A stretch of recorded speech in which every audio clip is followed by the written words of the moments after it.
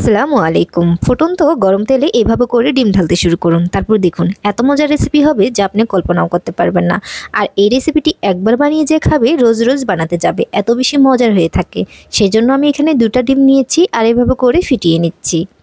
দিয়ে দেবো এখানে 1 চিমটির মতো লবণ। দেওয়া হয়ে গেলে আবারও আমি ভালোভাবে করে মিক্স করে নিচ্ছি। এগুলাকে 2 থেকে 3 মিনিট মিক্স করে নিলেই কিন্তু হয়ে যাবে।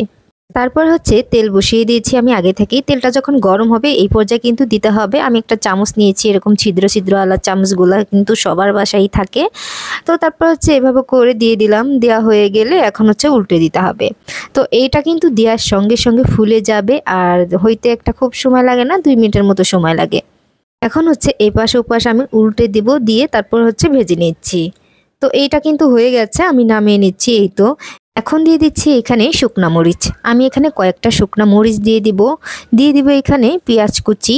আমি 2টা পেঁয়াজ কুচি কুচি করে তারপর দিয়েছি, আর একটা রসুন কুচি দিয়েছি। এখন হচ্ছে সবগুলোকে একসঙ্গে ভেজে নিতে হবে। তো চুলার আঁচটা মিডিয়ামে রেখে তারপর ভেজে নিচ্ছি। এমনভাবে ভাজতে হবে যেন এগুলো পুড়ে না যায় আর খুব উপর থেকে মচমচে হবে। তো এইভাবে করে আমি ভেজে নিচ্ছি। এই তো দেখে বুঝতে পারছেন হয়তো, একদম গোল্ডেন কালার করা যাবে না, তো একটু সাদা সাদা থাকবে আর মচমচে থাকবে।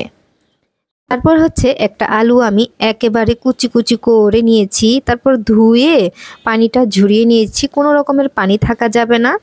এখন হচ্ছে আমি এভাবে করে ভেজে নিচ্ছি। আলুটা যখন হয়ে যাবে তখন কিন্তু আলু উপর থেকে ভেসে উঠবে, তাহলেই বুঝে নেবেন যে আলুটা হয়ে গেছে। এই তো এরকমটা হয়েছে, আমি নামিয়ে নেব, একেবারে গোল্ডেন করব না। তো এইভাবে করে ভেজে নিলেই কিন্তু হয়ে যাবে। তো নামিয়ে নিচ্ছি আমি।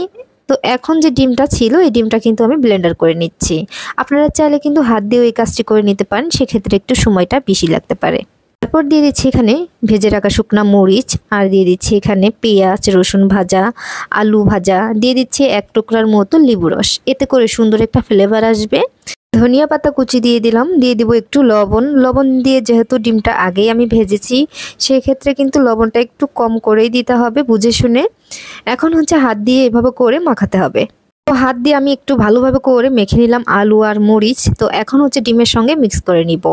এখন হচ্ছে ভিডিও বানানোর সময় আমার মুখে পানি চলে আসছে, কারণ এটা এত বেশি মজার ছিল গরম ভাতের সাথে, আমি আপনাদেরকে বলে বোঝাতে পারবো না। সব শেষে একটু সরিষার তেল দিয়ে দেব। আর আপনারা কোন জায়গা থেকে ভিডিওটি দেখছেন অবশ্যই কমেন্ট করে জানাতে পারেন, যাতে করে আপনাদেরকে ধন্যবাদ দিতে পারি। ইউটিউব থেকে দেখলে আমার চ্যানেলটি সাবস্ক্রাইব করে রাখবেন, যাতে করে সবার আগে আমার ভিডিওটি পেয়ে যান। তারপর হচ্ছে গরম গরম ভাতের সঙ্গে আমি এই ভর্তাটা মাখিয়ে খাচ্ছিলাম, এত বেশি লোভনীয় ছিল। আপনারা যদি বাসায় একবার বানান তাহলেই বুঝতে পারবেন এই ভর্তাটা খেতে কি পরিমাণের মজার।